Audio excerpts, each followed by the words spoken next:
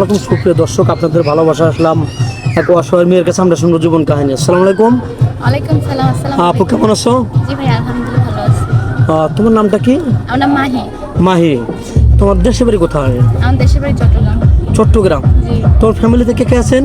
ফ্যামিলিতে আব্বু আছে, আম্মু আছে, ছোট একটা বোন আছে। তোমার আব্বু কি করেন? আমার একজন কৃষি। কৃষি। যাই হোক, সংসারটা কারো উপর নির্ভরশীল? সংসারটা নির্ভরশীল এতদিন আব্বুর উপরেই ছিল। এখন আব্বুর কোমরের সমস্যা দেখে আব্বু চাষের কাম করতে পারতেছে না, কোনো কাজই করতে পারতেছে না। তো মোটামুটি বসে বসে খায় আব্বু এখন। ওই আম্মু টুকটাক দিয়ে চালায় আর কি। ও, আমার উপর নির্ভরশীল জি, আম্মুর উপর সংসারটা। সে কি করেন? আম্মু গরু আছে, বাগা গরু পালে, ওই গরু দুধ বিক্রি করে সংসারটা চলে। ও, মোটামুটি ওর উপরতে মানে তোমাদের সংসারটা চলতেছে। তুমি পড়াশোনা কতটুকু করেছো? পড়াশোনা এসএসসি পরীক্ষা দিছি। পরীক্ষা দিছো? চিন্তা এমন নয় কলেজে ভর্তি হওয়ার জন্য? ভর্তি হওয়ার জন্য আমি চাইছি, কিন্তু আব্বুর সামর্থ্য নাই দেখাই পারতেছো না, কিন্তু তোমার মন চাচ্ছে যে আমি কলেজে যাব, লেখাপড়াও করবো বা ভবিষ্যতে কিছু একটা করব, এটাই তো। কিন্তু তুমি পারছো না। এখন আমাদের ক্যামেরার সামনে কি জন্য আসো? বিয়ের সাথে বসবে নাকি পড়াশোনা করবে? পড়াশোনা চালিয়ে আসলে যাবে? আমার ওরকম পৃথিবীতে না ওরকম বা দয়ালু মানুষ পাওয়া যায় না যে মেয়েটা আমার কাছে থাকবে, আমার কাছে থেকে পড়াশোনা করবে। ওরকম মানুষ আসলে পাওয়াটা ভাগ্যের ব্যাপার। অবশ্যই। আর দ্বিতীয়ত হলো যে আমি আমার একটা ফ্রেন্ড লাগে, আমি চিনতাম না, অনলাইন থেকে পরিচয়। ওই যে আমার একটা ভাবি ছিল, ওই ভাবি দেখাইছে আর কি অনলাইনে। এখানে আসার পর নাকি মেয়েটার বিয়ে হয়েছে, মেয়েটার যত স্বপ্ন আছে সব নাকি পূরণ হয়েছে। মেয়েটা নাকি পড়াশোনা করার ইচ্ছা ছিল, বিয়ের পরে নাকি ওকে ওর হাজব্যান্ডে পড়াইছে। তো ওইটা শুনে আর কি আমি নির্ভরশীল হয়ে ভাবলাম আমি যদি এরকম একটা চান্স পাই আর কি, তাহলে আমার জন্য ভালো। আচ্ছা, যাই হোক, তোমার বয়সটা কত? আমার 17। 17?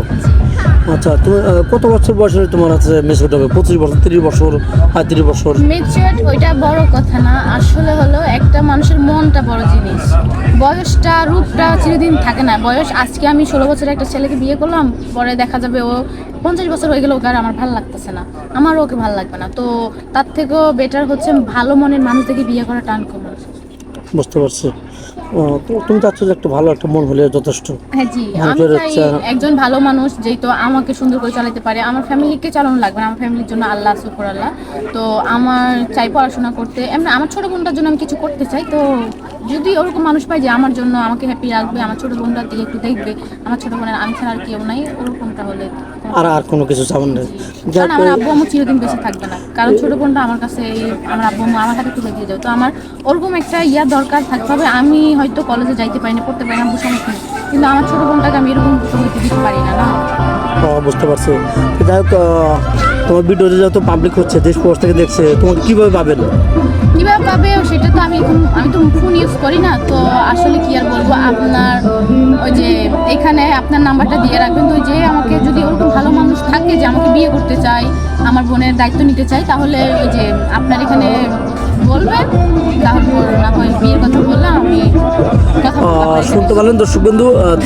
2-5 মিনিটের মধ্যে কারো ভিডিও বা কারোর জীবন সম্পর্কে শেষ করাবা না। তো যাই হোক, ভিডিওটা আর বাড়াতে চাচ্ছি না। আমাদের নাম্বার দেওয়া থাকবে, মেয়েটার কোনো ফোন নেই। ইউটিউব চ্যানেল কর্তৃপক্ষের নাম্বার দেওয়া থাকবে, কেউ ভিডিও কল দেবেন না, অডিও কল দেবেন। ভিডিও কল দিলে ব্লক করতে বাধ্য হবে। ভালো থাকবেন, সুস্থ থাকবেন, এই বলে শেষ করে দিচ্ছি। আল্লাহ।